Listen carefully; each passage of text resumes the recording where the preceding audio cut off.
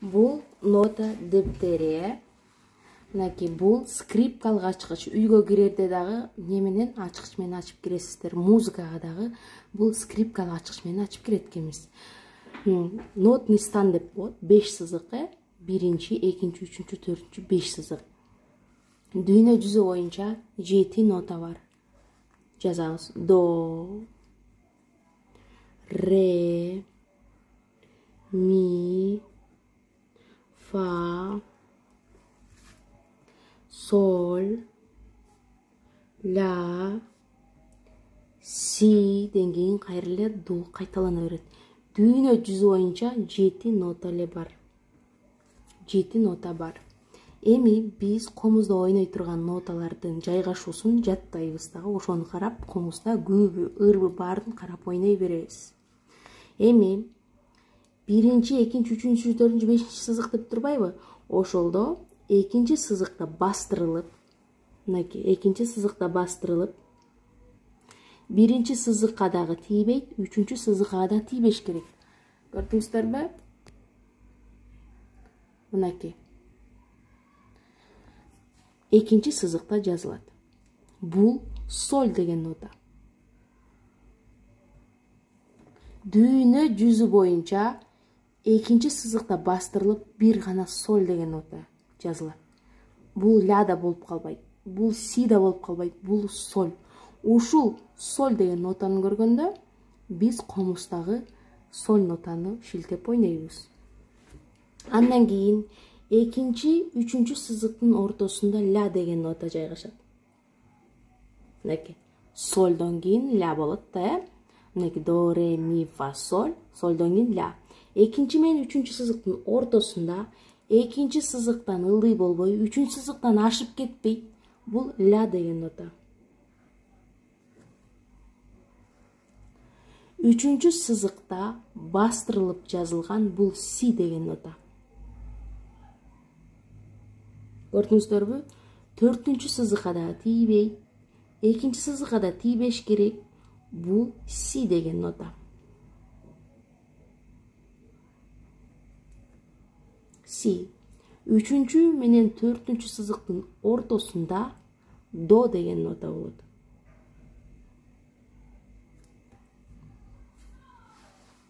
Мынакей, до деген нота болот. Бул до деп жазабыз. Төртүнчү сызыкта бастырылып жазылган бул ре деген нота. Додон кийин ре да. Тепкич сыяктуу болуп кете беришет. Төртүнчү сызыкта бул ре.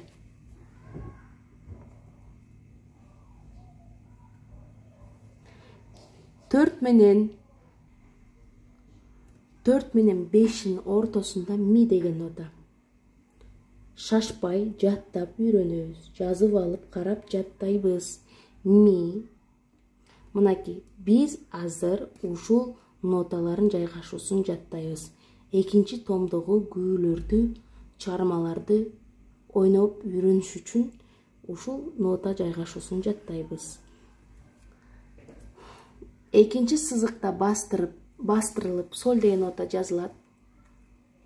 2 менен 3-түн ортосунда ля деген нота.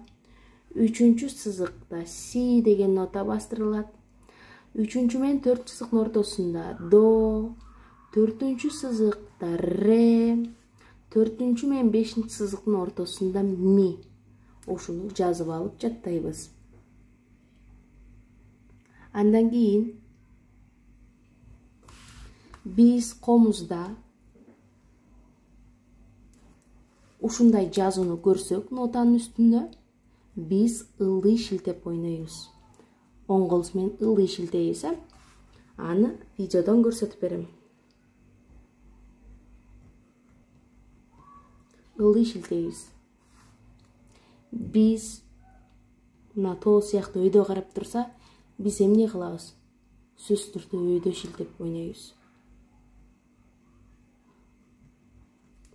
Өйдө. Бул бизге азыркы ойной турган керек ыкмалардын бири. Андан кийин мен мынтип жазамын. ноталарды чачыратып, сиз муну жаттагандан кийин экинчи менен үчүнчү сызыктын ортосунда кайсы нота эле астына жазышыңыз керек. Адашпай. Ошондо сиз жаттаганыңыз билинет.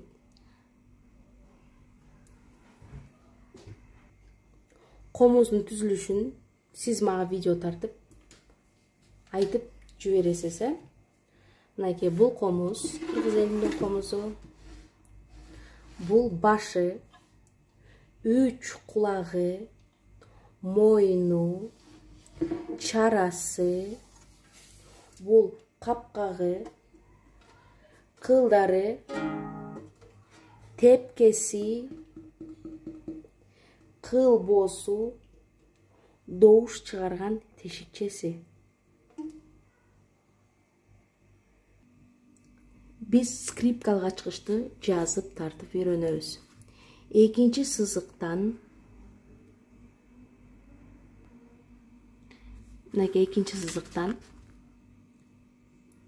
башталат. Экинчи сызыктан үчүнчү сызыкка алып келебиз, тоголок кылып. Биринчи сызыкка келебиз, дагы кайра өйдө чыгабыз, ылдый түшөбүз. Скрипкалык ачкычты жазганды үйрөнүп атабыз. Көрдүңүздөрбү? Аралыгын 0,5 сантиметр кылып туруп, скрипкалык ачкычты аягына чейин жазып чыгасыңар. Колду көндүрүш үчүн. Кайра экинчи сызыктан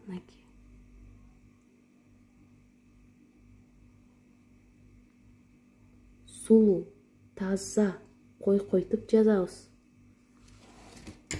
Монтип жазбаңыздар шатала кылып.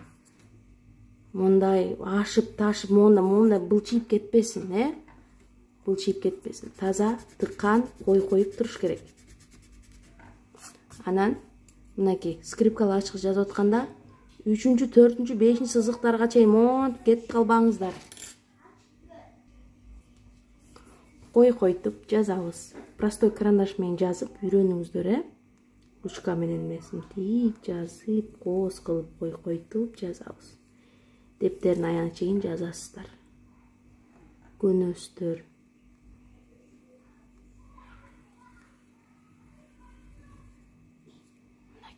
Ушинтип жазып, дептердин аягына чейин жазып, ушуларды дептерди мен кандай жазсам ошондой жазып, дептериңерди сүрөткө тартып, могул жака атыңарды жазып, анан телефон номериңерди эмес, атыңарды эле жазып койгула дагы, сүрөткө тартып, комуздун аталышын, түзүлүшүнө, кулагы, мойну деп видео тартып, группага жибересиздер.